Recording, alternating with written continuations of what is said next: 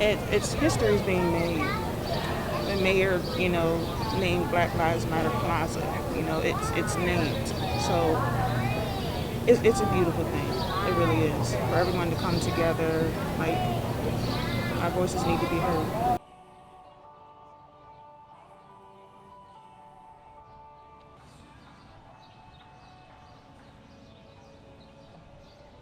And sometimes it's hard to see the opportunity when we see videos of what we see, but to see what has occurred in the past week, I feel proud to be who I am, to see such a movement, create this, 5 minutes of art, like literally, that's something to feel proud of. Something to feel proud of, to see, Black Lives Matter from space.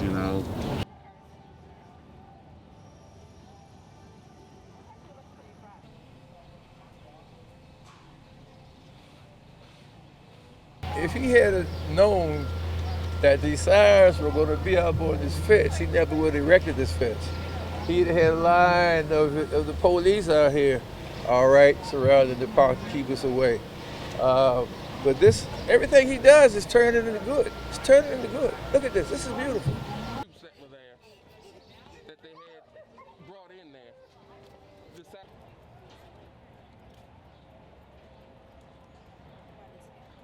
I was putting up these cranes today, and a couple people came up and asked if they could put them up with me, or if they could have one. And that was just an amazing feeling. I feel like we've moved past this period of unrest and violence, which was instigated by the police, and we've taken the streets back peacefully. They told the Klan it's not safe to get on the bus. They put them on the bus and send them home.